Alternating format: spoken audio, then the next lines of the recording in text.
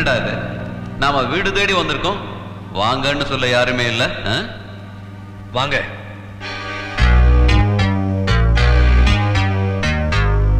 யாரா இருந்தாலும் வீட்டுக்கு வந்தவங்களை உட்கார வச்சு பேசுறது அந்த ராஜகுமாரனோட பழக்கம். கருங்க.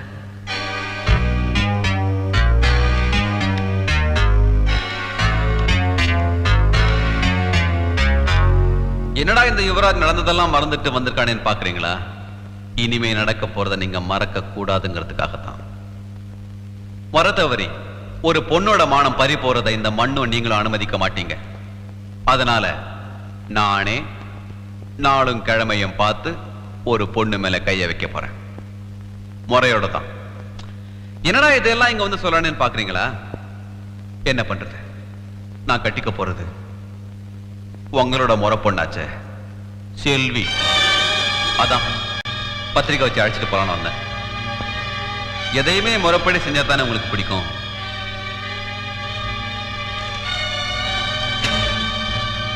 நான் பத்திரிக்கை வைக்கிறதே உங்க ஒருத்தருக்கு மட்டும்தான்.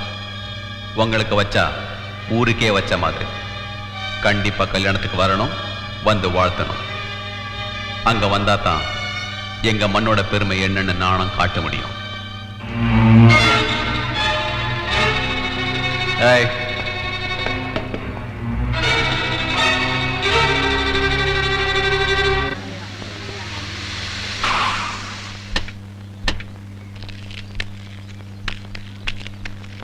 எதுக்குடா என் வீட்டு முன்னாடி கூட்டம் போட்டு நிக்கிறீங்க? என்ன விஷயம் சொல்லுங்கடா.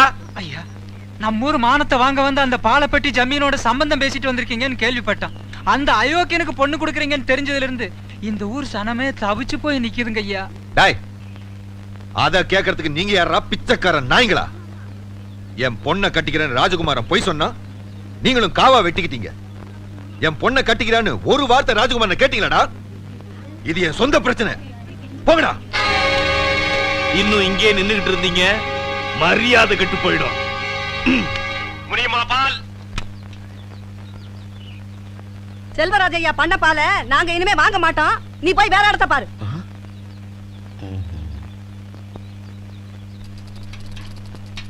இந்த பாரியா, இந்த ஊரு மானத்தை வாங்க வந்த பாலப்பட்டி ஜமீனுக்கு பொண்ணை கொடுக்க போறாரு உங்க செல்வராஜையா.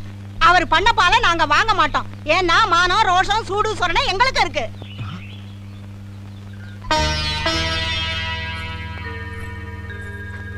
அம்மா, நீ கூட என்ன காப்பாத்த மாட்டேங்கிற, கெஞ்சி கேக்குற. எனக்கு இந்த கல்யாணம் வேண்டாம்மா. இன்னும் எந்த கோட்டையை பிடிக்கிறதுக்காக இப்படி பிடிவாதம் பிடிக்கிற? நேரமாச்சு, கிளம்பு. நான் செத்தாலும் சாவனை தவிர கண்ணுனக்குலாம் கழுத்து நீட்ட மாட்டேன். என்னடி அதிக பிரசிக்கத்தனமா பேசுற? நம்ம வீட்டு வாசப்படி ஏறி என் கைய முறிச்சானே ராஜகுமாரன், அவன் மூஞ்சில கரிய பூச தாண்டி இந்த கல்யாணமே இதை எந்த கொம்பனாலையும் தடுத்து நிறுத்த முடியாது. ஜாக்கிரதை. வாடி வாடி. டேய், இந்த வண்டி ஏத்துக்கடா. இழுத்துக்கிட்டு போங்கடா. போ. வேண்டாம்ப்பா. ஏய், போ. அண்ணா சொல்லுங்கண்ணா. டேய், கார் ஏத்துக்கடா. ஏறு. அம்மா, நீ அதை சொல்லுப்பா. அத்தா, அத்தா, நீங்க தான் அத்தா காப்பாத்தணும். நான் யாரை காப்பாத்தணும்? அத்தா, செல்வராஜ் ஐயா கட்டாய கல்யாணம் பண்றதுக்காக செல்விய கதற கதற கார்ல தூக்கிட்டு போறாரா அத்தா. அந்த பொண்ணோட நிலைமை பார்த்து எங்களால தாங்கிக்கவே முடியல அத்தா. அம்மா, தான் போய் சொன்னதே நினைச்சு நினைச்சு வருத்தப்பட்டுக்கிட்டு இருக்க ராசப்பு மனசை மாத்தி செல்வியை காப்பாத்துறது உங்க கையில தான்மா இருக்கு. ஊர் ஜனமே உங்க பின்னால வர்றோம். நீங்க தான் அத்தா ஒரு நல்ல முடிவை சொல்லணும்.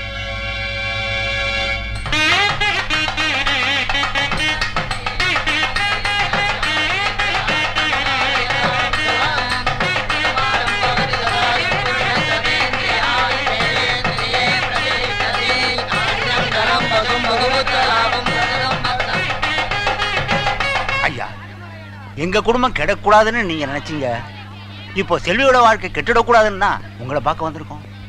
ராஜா, ஏற்கனவே நாங்க ஒரு பொண்ணை இழந்துட்டோம். இன்னொரு பொண்ணையும் இழக்கிறதுக்கு நாங்க தயாரா இல்லை. ஐயா, நம்ம ஊர்ல வீசுற காத்துல கூட கரபடியாதுன்னு சொல்லுவாங்க. அநியாயமா அந்த பொண்ணு வாழ்க்கையில கரபடிய போகுதுங்க ஐயா. நீங்க மனசு வச்சா தாயா காப்பாத்த முடியும். ராசப்பு, இந்த ஏழை ஜனங்களுடைய நிலத்தை எல்லாம் நஞ்சி ஆக்கி புட்டு உங்க வாழ்க்கையை பாலைவனம் ஆக்கிறதுக்கு நாங்க ஒருபோதும் சம்மதிக்க மாட்டோம் ராசப்பு, சம்மதிக்க மாட்டோம். ஐயா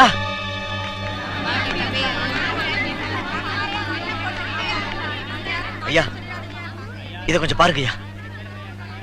என்ன எழுதியிருக்குன்னு படிச்சு பாருங்க ஐயா. ஐயோ யாரே காப்பாத்துங்களே, வைதேகி அக்கா கிணத்துல வந்து சாக போறாங்க, யாரே காப்பாத்துங்களே, சாக போறாங்க, காப்பாத்துங்களே, வைதேகி அக்கா கிணத்துல வந்து சாக போறாங்க, காப்பாத்துங்களே. இந்த ஊமை குழந்தை எழுத படிக்க ஆரம்பிச்சதுல இருந்து வைதேகி வைதேகின்னு எழுதிக்கிட்டே இருந்துச்சு. ஏதோ விளையாட்டுக்கு தான் எழுதுன்னு நான் நினைச்சேன்.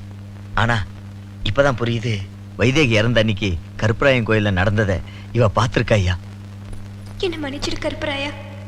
எப்பவுமே விளையாட்டா கூட போய் சொல்லாத என் மாமன் முதல் தடவையா போய் சொல்றதுக்கு நான் காரணமாயிட்டேன்.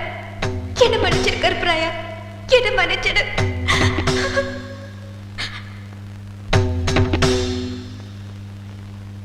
என் ஆசைப்படி மாமாவையும் வைதிகையும் சேர்த்து வைக்கிறது உன் கையில தான் இருக்கு. அவங்களை யாராலையும் பிரிக்க முடியாதபடி நீதான் பாத்துக்கணும். எந்த குழப்பமும் இல்லாம அதை நீதான் நிறைவேற்றி வைக்கணும் கருப்பராயா. எனக்கு சாதகமான முடிவு எடுத்தேன்னு சந்தோஷப்பட்டேன். அதுக்குள்ள முடிவை மாத்திட்டேன். எப்படி உன் ராஜகுமாரன் பிரியப்பட்ட எதையுமே நான் விட்டு வைக்க மாட்டேன்.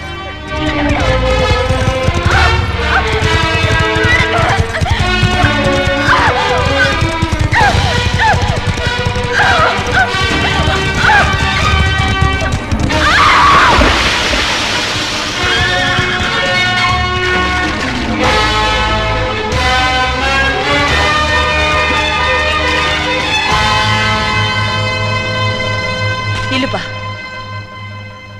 செல்விய கட்டிக்கிறேன்னு ஒரு பொய்ய சொல்லிட்டு வாழ்நாள் பூரா வருத்தப்பட்டு இருக்கியே. இப்ப அந்த பொய்ய உண்மையாக்குறதுக்கு ஒரு சந்தர்ப்பம் கிடைச்சிருக்கு. ராஜா, அந்த பொய்ய உண்மையாக்கிட்டு தான் நீ என் மூஞ்சில முழிக்கணும். அப்பதான் எனக்கும் பெருமை, உங்க அப்பாவுக்கும் பெருமை.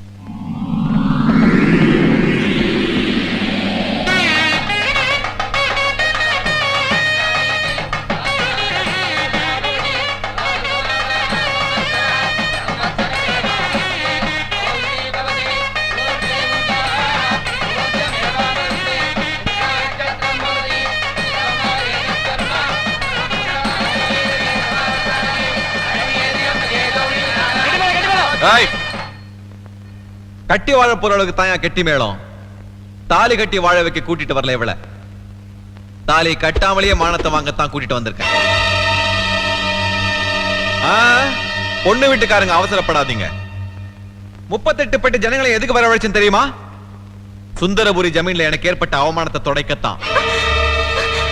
அன்னைக்கு ராஜகுமார வாய்க்கையே சொன்னானே, அவங்க ஊர் மண்ணுக்கு தான் வீரம் இருக்கு, அவங்க ஊர் பொண்ணுக்கு தான் மானம் இருக்குன்னு. இப்போ இந்த இடத்துல ஏன் மண்ணுல இந்த பொண்ணோட மானத்தை வாங்க போறேன்.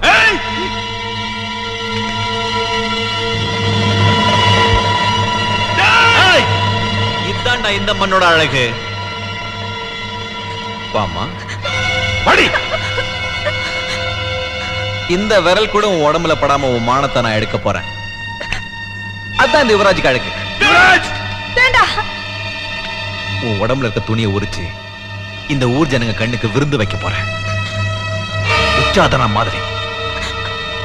இது கலியுக மகாபாரதண்டி. உன்னை காப்பாத்த எந்த கண்ண வரான் பாக்க.